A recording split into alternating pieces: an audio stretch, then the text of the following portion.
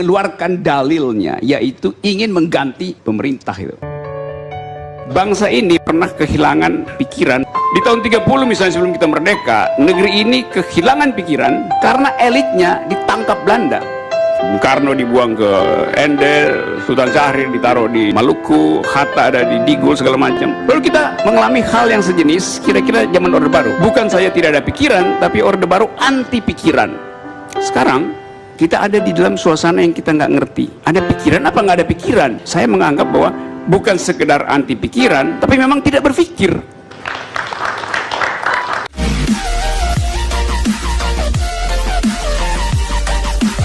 Ruangan ini adalah akal pikiran. Saya kenal teman-teman PKS, UI, UGM sedikit, yang PhD, doktor teknik, tapi mau bicara politik. Oh ini Mas Agus dari UGM ya. Sekarang UGM kayaknya universitas gagal mikir apa.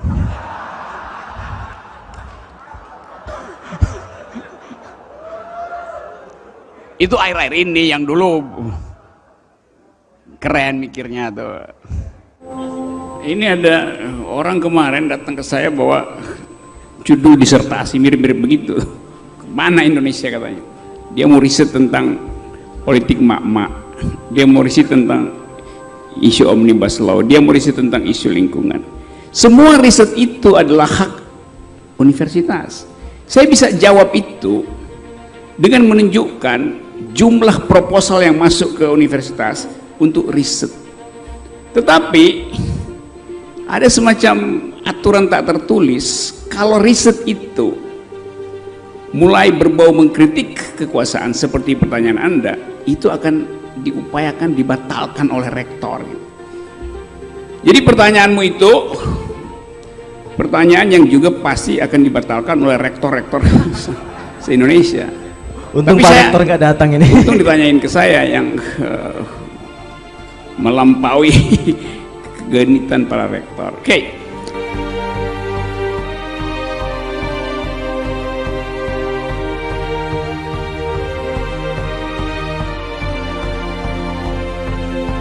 Tapi Presiden juga mengeluarkan Perpu ternyata ya, mengeluarkan Perpu nomor 1 tahun 2020.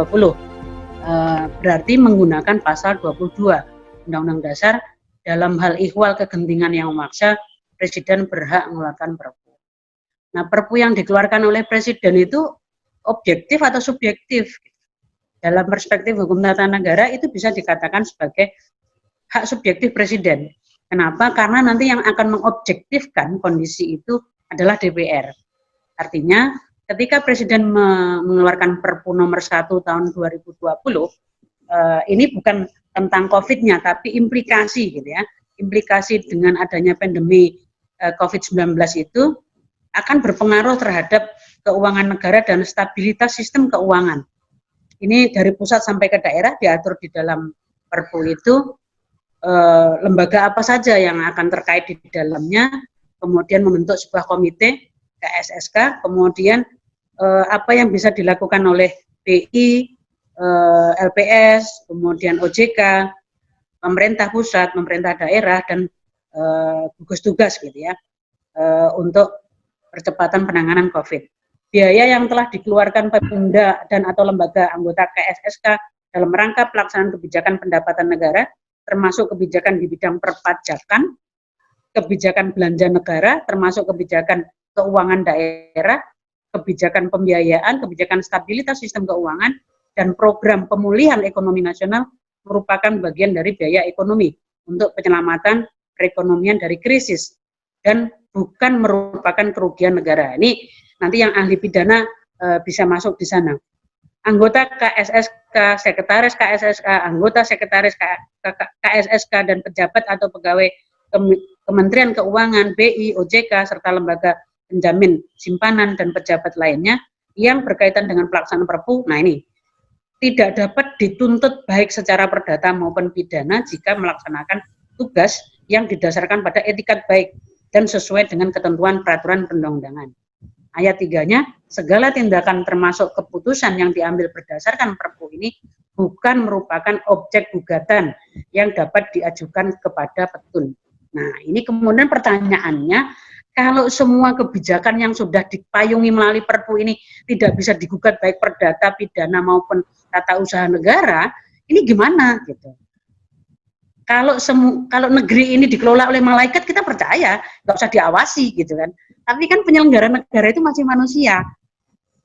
Adakah kalau kita baca dari isi Perpu itu memang nampaknya ada kekhawatiran nanti kalau nggak ditegaskan seperti ini akan banyak gugatan, ya. Banyak gugatan dalam arti apakah iya si penyelenggara negara yang ditunjuk oleh Perpu itu akan menggunakan keuangan negara atau keuangan daerah itu secara benar dan bijak dan baik, amanah, gitu. Nah ini malaikat itu yang kayak gitu kan. Sekarang kita punya KUHP yang mengatur tentang fitnah segala macam gitu. Tapi pemerintah ingin lebih dari itu, yaitu mengatur cara orang berpendapat. Dan itu yang saya tentang, itu bibit dari totalitarianisme. Tentu Anda nggak bisa bayangin totaliter pakai tentara, pakai polisi. Itu zaman dulu. Tapi totalitarianisme sekarang itu bisa dilakukan dengan cara yang sangat hegemonik, dengan soft power, mengontrol pikiran orang. It's a kind of totalitarianism.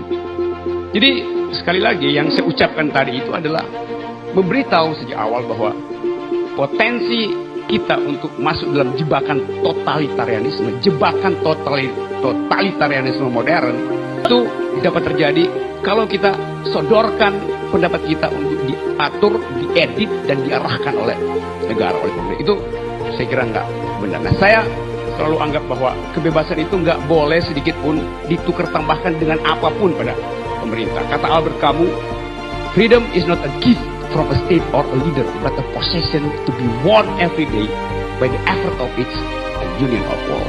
Kebebasan itu bukan hadiah dari negara, tapi hak yang mesti diperjuangkan setiap hari oleh setiap orang dengan cara sendiri dan dengan usaha bersama. Terima kasih.